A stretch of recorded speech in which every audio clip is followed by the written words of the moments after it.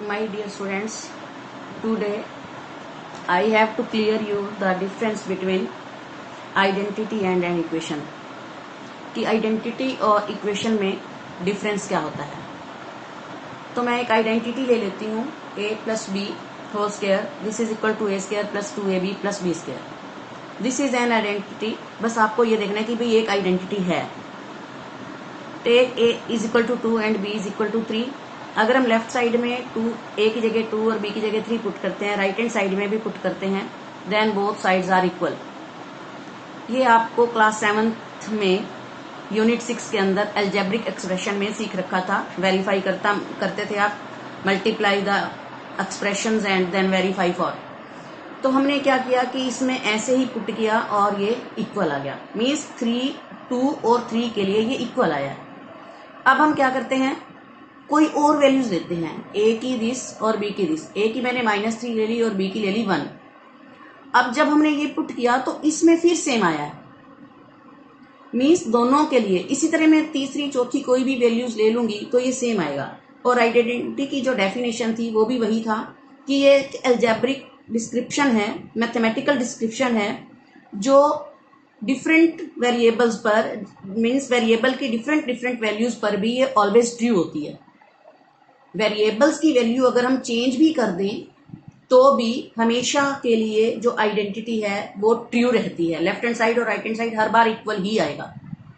जबकि जो linear equation in one variable है, equation is also a mathematical description but it is true only for one value. ये हमेशा one value के लिए ही वेरीफाई करती है। एक ही वैल्यू के लिए वो लेफ्ट साइड और राइट साइड सेम होती हैं। दो अगर मैं वैल्यूज चेंज कर दूंगी तो वो इक्वल नहीं होगा। जैसे मान लो ये है 3x plus 4 is equal to 10। This is true only for x is equal to 2। अगर मैं x की वैल्यू 2 पुट करती हूँ तो ही ये 10 के इक्वल आएगा। अगर मैं x की वैल्यू 3, 4 कुछ भी लेती हूँ तो ये ट्रू नहीं होगा। यही इन दोनों में फर्क है कि जो इक्वेशन है वो ओनली फॉर वन वैल्यू के लिए ट्रू होती है, जबकि आइडेंटिटी जो है वो वेरिएबल्स की अलग अलग वैल्यूज के लिए भी वो ट्रू होती है। मेरे हिसाब से ये आपको क्लियर हो गया होगा। अब ये आइडेंटिटी आई कहां से? पहली बार तो मैंने कहा कि आप ले लो कि a plus B is equal to a square plus 2ab plus b square. But ये आई कहां से? How we can say a plus B square is equal to a square plus 2ab plus b square. अब कोई भी student खड़ा होके कोई भी स्टूडेंट क्वेश्चन रेज करेगा, मैडम ये इसको आपने इसके इक्वल क्यों लिख दिया? आपने 2 की जगह 3 क्यों नहीं लिख दिया? a स्क्वायर की जगह a क्यूब क्यों नहीं लिख दिया? हम कैसे मान ले कि ये इसके इक्वल है? क्यों माने हम? सिर्फ आपके कह देने से ही हम मान लेंगे आइडेंटिटी इसके इक्वल है? नहीं। अब हम इसको प्रूव करके दिखाएंगे, आपको क्लियर करके दिखाएंगे। अगर हम लेफ्ट साइड लेते हैं तो a plus B whole square है, a plus B whole square. अब पावर 2 है, that means this number is multiplied by itself. This number we can write 2 times as power is 2। ये आपको 6th 7th में सीख लिया था कि पावर 2 है तो इसका मतलब वही टर्म 2 बार आएगी, तो 2 बार लिख दी मैंने। अब मल्टीप्लाई करूंगी कि इसकी फर्स्ट टर्म के साथ a प्लस बी लूंगी, सेकेंड टर्म इसकी सेकेंड टर्म के साथ फिर ये लूंगी। ये आपने पहले सीखा है। तो a को a से a स्क्वायर, a को b से ab, a को b से ab और b को b से b square. ab and ab दोनों लाइक टर्म्स हैं, तो a स्क्वायर प्लस ab और ab मिलके 2ab हो जाएगा और प्लस b स्क्वायर। मीन्स ये इस तरीके से ये आइडेंटिटी हमारी वेरीफाई हो जाती है। माय डियर स्टूडेंट्स, जो बुक है आपकी उसके अंदर जो ये आइडेंटिटी है उसको ज्योमेट्रिकली भी प्रूव कर रखा है। ये जो प्रूफ है दिस इज एल्जेब्रिकली, कि हमने एल्जेब्रा की हेल्प से इसको इसके इक्वल पुट किया। और हमने अभी कहा कि this is always true for different values of the variables, कि डिफरेंट वैल्यू पर भी ये हमेशा सही होता है। अब आपको मैं एल्जेब्रिक ज्योमेट्रिकल मेथड से, दैट मीन्स अगर मैं यहाँ पर a की वैल्यू 3 ले लेती हूँ और b की वैल्यू 2 ले लेती हूँ, a की वैल्यू 3 ले लेती हूँ और b की वैल्यू 2 ले लेती हूँ और फिर मैं इसको ज्योमेट्रिकल प्रूव करती हूँ, तो वो कैसे होगा? तो ज्योमेट्रिकल प्रूफ के लिए हमने क्या करना है बच्चों? सबसे पहले हमें एक क्यूब लेना है, स्क्वायर लेना है 3/3 का, 3 यूनिट्स बाय 3 यूनिट्स। एक ग्राफ में से मैंने 3/3 का एक स्क्वायर लिया है और दूसरा स्क्वायर लिया है मैंने 2/2 का। 2/2 का भी हमने एक स्क्वायर लेना है। आप अपनी बुक में से देख सकते हैं, बुक में बिल्कुल क्लियर है। मैंने 2/2 का भी स्क्वायर ले लिया। 2 रेक्टेंगल्स लेने हैं, 2 रेक्टेंगल्स लेने हैं 3/2 के, जिसकी लेंथ 3 और ब्रेड्थ 2 है, लेंथ 3 और ब्रेड्थ 2 है। मीन्स मेरे पास 4 पार्ट्स हैं, 3/3, 2/2, 3/2, 3/2 के 2। मीन्स अगर इसका मैं स्क्वायर करती हूँ, दिस विल बिकम 9, इसका स्क्वायर करती हूँ, इसका बनेगा 4, इसका करती हूँ तो 6 और इसका करती हूँ तो 6। अगर हम इन सारों को ऐड करते हैं तो आपका स्क्वायर आता है टोटल आता है 25। और 25 जो आंसर है वो किसका स्क्वायर है? 25 किसका स्क्वायर है? 5 का। फिर मैंने क्या किया, 5/5 का मैंने फिर एक स्क्वायर लिया। 5/5 का आप एक स्क्वायर लीजिए। इसमें क्या करना है, हमें एक लेना है 3 का स्क्वायर। तो 3 का स्क्वायर अगर 5/5 मीन्स 25 तो हो गया। अब क्या ये 25 को कवर करता है? तो हमने यहां पर प्रूव करना है। तो 3/3 के ऊपर यहां रखो एक स्क्वायर, 2/2 के ऊपर एक स्क्वायर आप यहां रखो, यहां पर 3/2 का एक स्क्वायर आप यहां रखो, और 2/3 को अब की बार हम इसको ऐसे में रख लेंगे। तो मीन्स जो ये 5/5 का स्क्वायर था, ये इसको पूरा कवर कर रहा है, सुपर इम्पोज हो रहा है। ये आपकी जो एक्टिविटी है वो बुक में भी बिल्कुल क्लियर की हुई है। तो आप ग्राफ की हेल्प से 3/3 का स्क्वायर काट लीजिए, 2/2 का काट लीजिए, 3/2 के 2 रेक्टेंगल्स काटने हैं, और फिर 5/5 का काट के आपने उसके ऊपर पेस्ट करने हैं। अगर आपको लगता है कि ये पेपर थिन है, पतला है, पेपर उड़ रहा है, तो आप इसकी बैक साइड पर एक कलरफुल शीट भी लगा सकते हो। यहां पर कलरफुल शीट लगा लीजिए, इन दोनों पर सेम लगेगी, 3/2 वाले पे सेम शीट।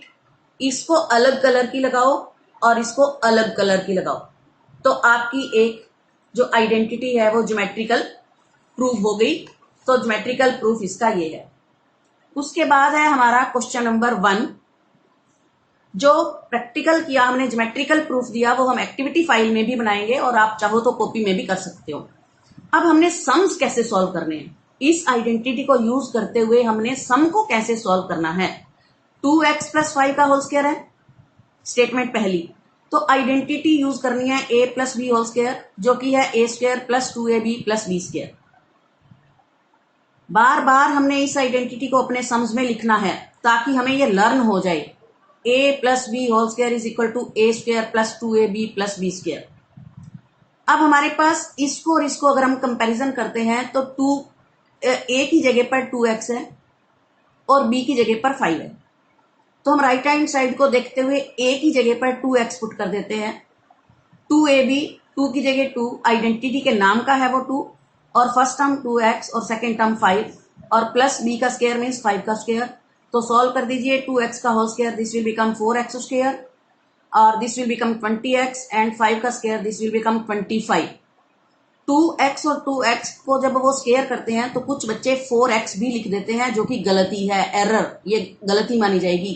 2x को जब हम 2x से मल्टीप्लाई करेंगे तो 2 2 4, और x को जब x से मल्टीप्लाई करेंगे तो दैट विल बिकम x²। तो मीन्स 2x का जो स्क्वायर है that will become 4x²।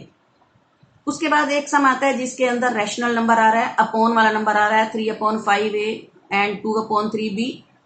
Using identity मैं आपको लिख कह रही हूँ, बार बार आप आइडेंटिटी लिखोगे ताकि आपको लर्न हो जाए। वही फार्मूला, वही आइडेंटिटी यूज करते हुए a² + 2ab + b² लिखेंगे।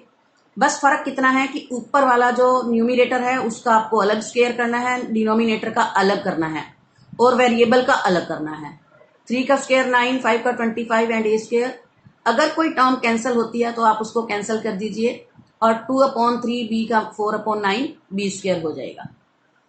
a और b दोनों ही लिखने हैं ध्यान से। फोर्थ सम है, हर सम के अंदर चेंज है, कहीं ना कहीं कुछ ना कुछ चेंज है बच्चों, इसीलिए मैं सारे एक बार क्लियर कर देना चाहती हूँ। 7pq + 4ab whole square, first term is 7pq, जो भी आपकी फर्स्ट टर्म है वो आप ब्रैकेट में लिखेंगे, इंटू 2ab + b²। 7 का स्क्वायर 49। अगर दोनों वेरिएबल हैं तो दोनों के ऊपर स्क्वायर अलग अलग लगेगा, प्लस इन तीनों की multiply 56 A P Q A B और 4 का square A square B square, 4 का स्क्वायर 16 ए बी का ए स्क्वायर और बी स्क्वायर। मीन्स हर सम में अलग है। ये सिंपल था, यहाँ पर अपॉन वाला सम आ गया, यहाँ पर डबल वेरिएबल यूज हो रहे हैं। और नेक्स्ट है डेसिमल वाला। तो डेसिमल वाले में भी आपने कंफ्यूज नहीं होना, कोई नई चीज नहीं है।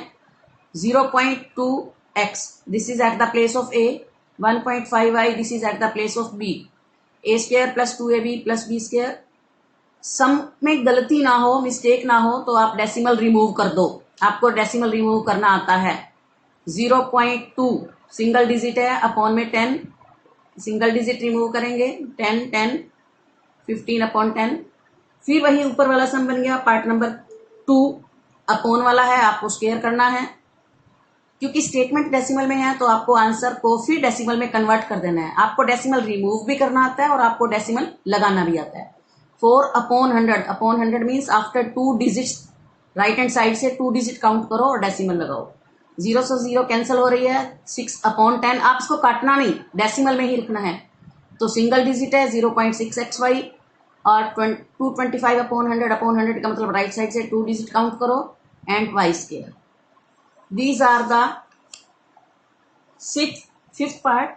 एक पार्ट और है बच्चों, 6th पार्ट, जिसमें स्क्वायर के ऊपर स्क्वायर मीन्स अंदर भी स्क्वायर है। 2m square plus 3n square का होल स्क्वायर। ए की जगह पर 2m स्क्वायर है और बी की जगह पर 3n स्क्वायर है। Using identity A square plus 2ab plus B square. 2 का स्क्वायर 4, m स्क्वायर का स्क्वायर, स्क्वायर के ऊपर स्क्वायर, पावर के ऊपर power, this will be multiplied. 2 2 जार 4, 4m स्क्वायर प्लस 2 2 जार 4, 4 3 जार 12 m square n square and 3 का स्क्वायर 9 n स्क्वायर का जो स्क्वायर होगा दैट विल बिकम पावर 2 2 जार 4 and this is the answer. So sufficient है मेरे हिसाब से। आपने कॉपी पर क्वेश्चन नंबर 1 करना है जिसके 6 पार्ट्स हैं। सो मेरे हिसाब से समझ आ गई होगी। Thank you, have a nice day.